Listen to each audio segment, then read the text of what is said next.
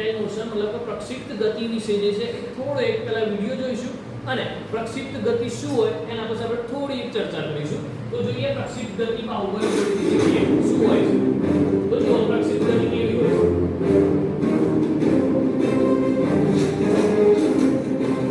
તમે જોઈ શકો છો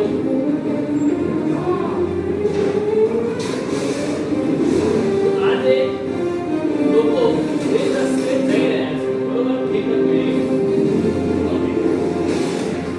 તો તમે જોયું કે જ્યારે પણ એ વ્યક્તિએ નાળિયેરના પડથી પેલું જે રસ્તો કાપ્યો કે એ લોકો એક માર્ગે જઈ રહ્યા છે તો એની અંદર x દિશામાં પણ આગળ વધી રહ્યા છે અને y દિશામાં પણ આગળ વધી રહ્યા છે.